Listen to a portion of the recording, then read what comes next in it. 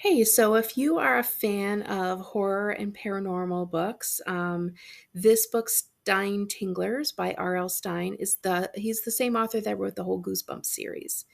And this is a book of short stories, and the one that I'm going to read to you is actually a little more like sort of science fiction-y. Well, it's kind of like a combination of science fiction and horror, because it's definitely creepy, but it's got some time travel to it that makes it really an interesting read. So I'm going to read you the first story in this book. So the first thing that happens in this book is there is an introduction by R.L. Stine. And this is what it says. Readers beware. I wrote these new stories to give you a chill. You know, that tingle you get at the back of your neck when you begin to feel afraid. Your skin turns cold and the little hairs stand on end. Your heart pumps and your teeth begin to chatter. That tingly feeling when you think something evil is watching you. You don't know where you are or how to find your way home. The terrifying howls are coming from your basement. You can't stop yourself from becoming a creature you don't recognize.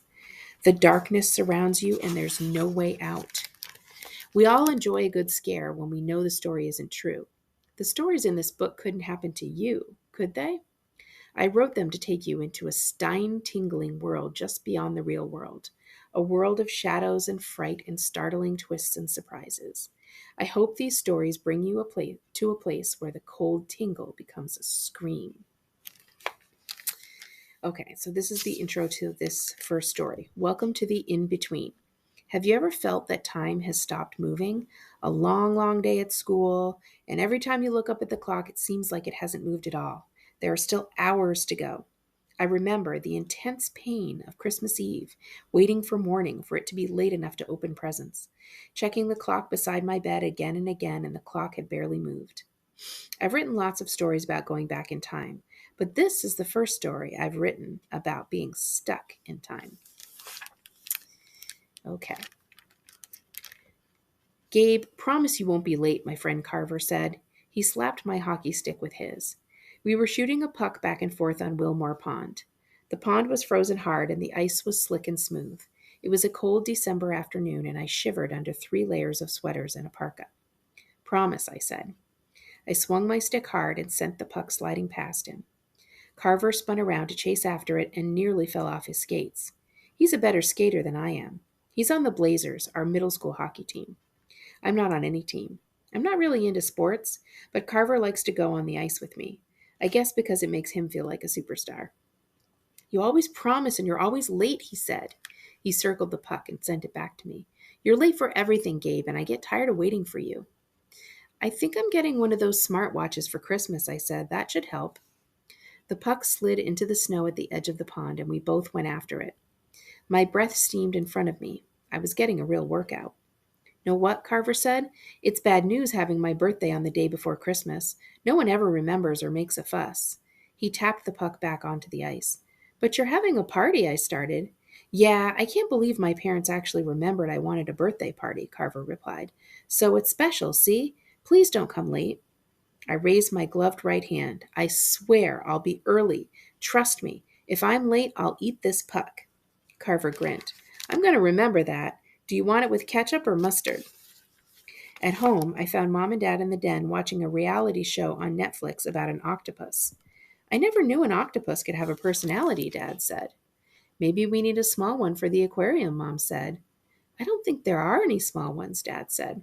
They were so into the octopus show, they didn't even see me in the doorway. Can I talk to you? I said. They both turned. You should watch this, Gabe, Dad said. You'd learn a lot about undersea life. I learn about undersea life on SpongeBob, I replied. They both laughed. They think I'm a riot. I stopped in front of the TV. Listen, I need a present for Carver, I told them. Mom squinted at me through her glasses. A Christmas present? No, a birthday present. His birthday party is tomorrow afternoon. They both shook their heads and frowned at me. Why did you wait till the last minute? Dad asked. Why are you always late, Gabe? Mom added. She glanced at the tall grandfather clock on the corner of the den. It's after 6. All the stores will be closed. Well, can we go right after breakfast tomorrow? I asked.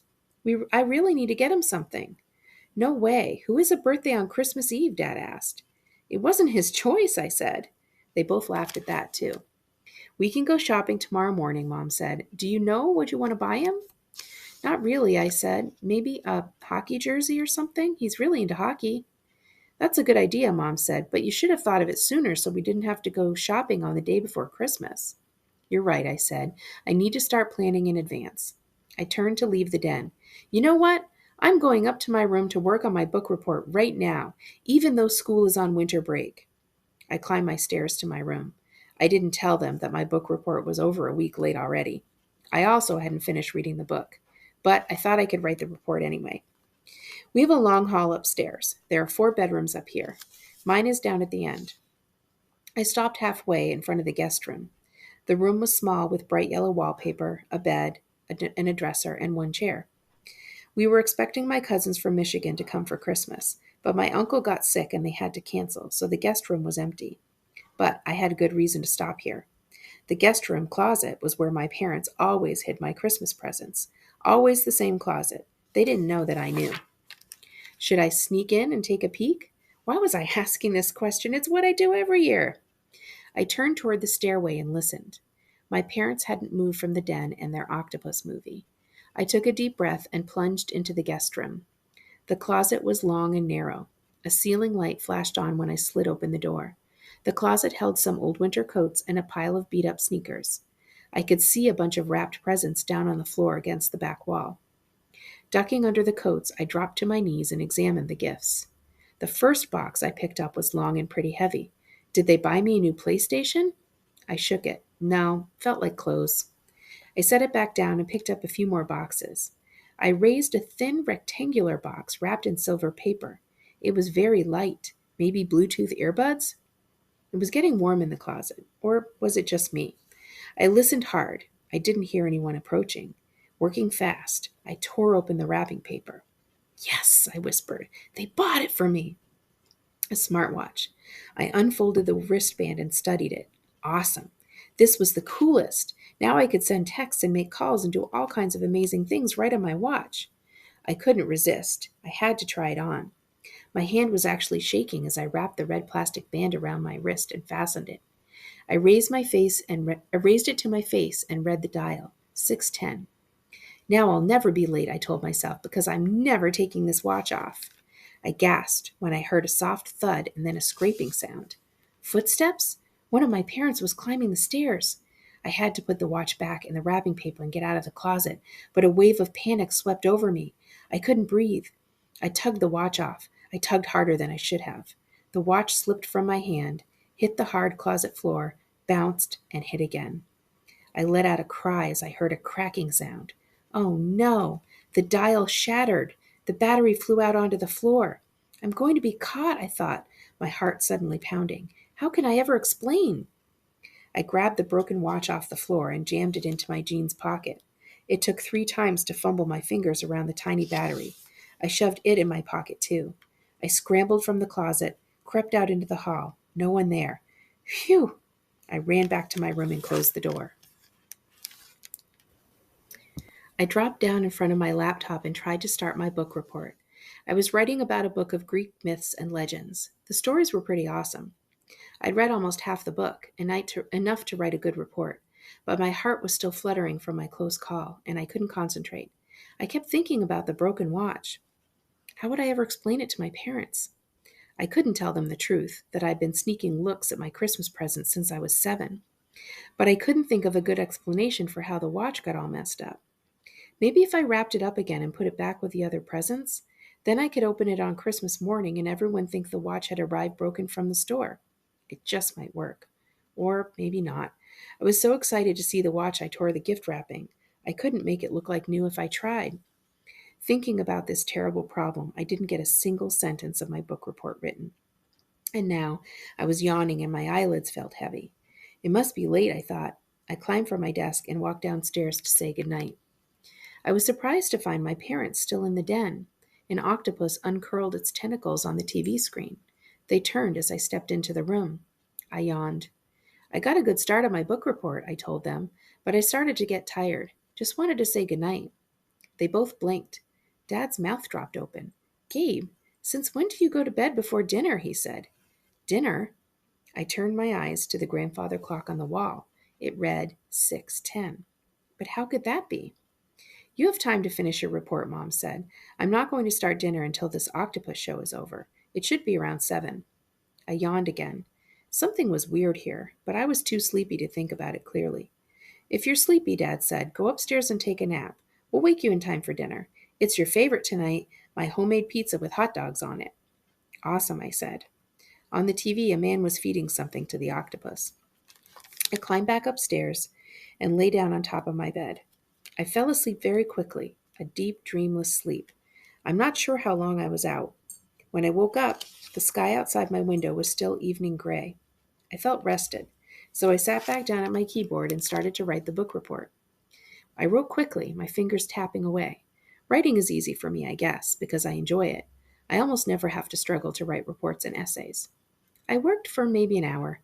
I kept stopping, listening for my parents to call me down to dinner. I stood up when I realized my stomach was growling. I was seriously hungry. I hurried down the stairs, taking them two at a time. My parents were still on the couch in the den. Is it dinner time? I called from the doorway. I'm starving. Too early, Dad said. He kept his eyes on the underwater scene on the TV. I'm going to put the pizza in the oven when this is over at 7. Huh? 7? I turned to the big clock on the corner of the den. It read 6:10. No way. I think that clock stopped, I said. No, it didn't. Mom glanced at the phone she held in her lap. That clock's right. It's 6:10.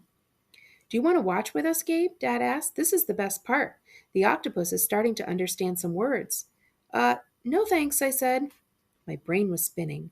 I hauled myself back up to my room, sat down on the edge of my bed, and texted Carver. What time is it? My phone rang 2 seconds later. Is that a joke? Carver asked. Why are you asking me what time it is? Just answer the question, I said. I think my phone is... It's 6:10, Carver said. What time did you think it was?